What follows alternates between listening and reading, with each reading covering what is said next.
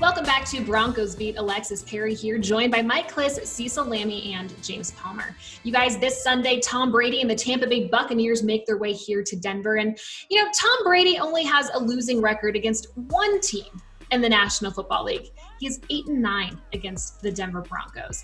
I know this team is dealing with a ton of injuries, but what can the Broncos do this Sunday to maybe make that record 8-10? Well, I'm the one living in Tom Brady's west wing of Derek Jeter's house down here in Tampa, so I'll start things off, Alexis. And it's been a rocky start for TB12 and this offense as they continue to mold things together between Bruce Arians, no risk it, no biscuit type of offense, and the way we've seen Brady operate with the tight ends and methodically go down the field. And I mentioned the tight ends. That is something that has been non-existent in these first 2 weeks. And it's something with O.J. Howard, Cameron Brate, and Rob Gronkowski that we thought we were going to see a bunch of.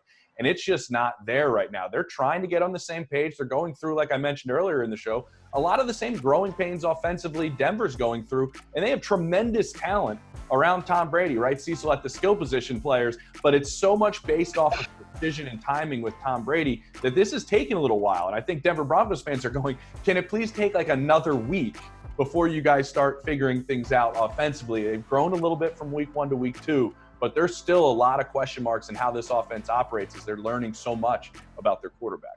The Broncos are catching them at the right time, though, as you mentioned, James, where they're not quite yet there with Bruce Arians, who never's used a tight end.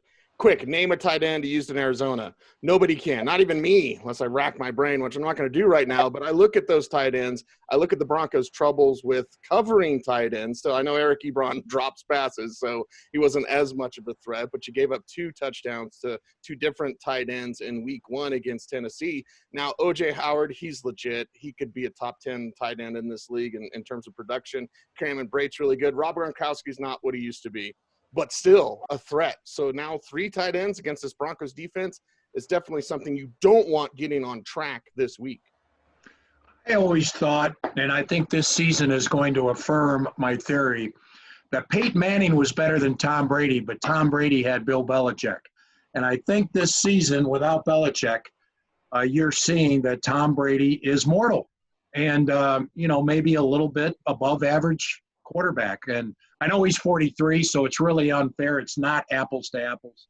Mm-hmm. But Peyton always said that the stability in systems and stability in offensive coordinators is really a key to sustained success for a quarterback. And this is the first time Brady hasn't had that.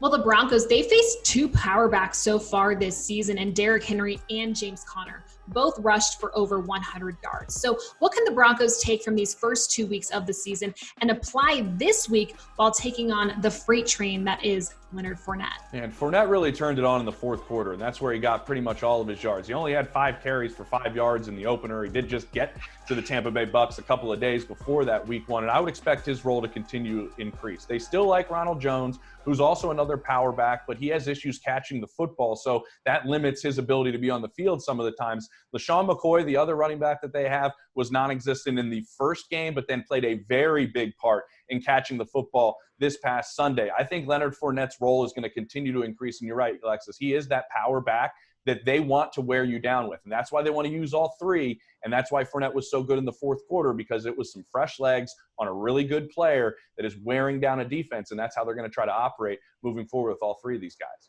And while they try to figure out their offense, they can just lean on the ground game. And you've been tested big time against Derrick Henry and against James Conner. I do like how even some of the smaller players like Bryce Callahan show some heart when going up to tackle these guys and rally to the ball. It's a Vic Fangio defense. Mike, we all know what Vic Fangio wants you to do. Everybody to the ball at all times.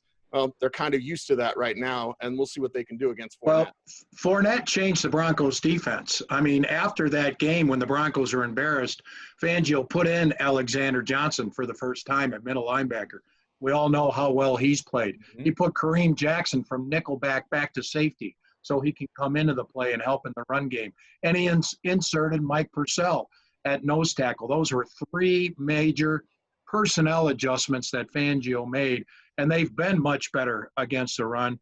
I mean, yesterday, Conner, he got that 59-yard run to get over 100 there at the end of the game when the Broncos were kind of selling out, going for the ball. Kind of a fluke play, but it does count. But Fournette's going to not run over the Broncos on Sunday. Really quick before we go, Cecil, I remember when Shaq Barrett was on your show, he said that he has this week 3 game against the Broncos circled. So is it safe to say Jeff Driscoll and this Broncos offensive line should be just a little worried?